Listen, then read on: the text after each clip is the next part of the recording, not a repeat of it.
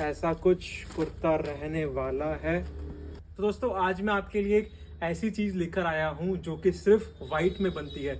इसको actually kurta manufacturers use करते हैं अपने फैब्रिक में।